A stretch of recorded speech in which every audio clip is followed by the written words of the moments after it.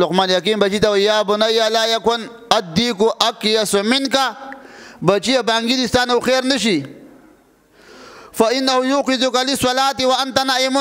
هغه اعلان کوي نو بانګی په سبا کې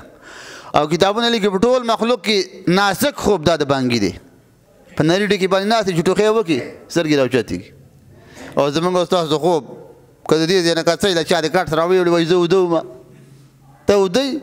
خوب خو لا پاتې دی ولې چې په هغه خوب باندې وده شي مسلمان ولې دومره غافله دی نو دا سپی که تاسو ګورئ ټوله شپه غاپي چې دغه وخت راشي څه وده شي وفادار دی دوه صفته پکې دي یو د وفا یو د شیطانت نو دا وخت ډېر قیمتي وخت دی د سبا د وخت نه والا د ماښامه پورې د دې روژهدار دپاره اوې زره فرښتې د مغفرت دعاګانې کوي 80,000 روژې نیولې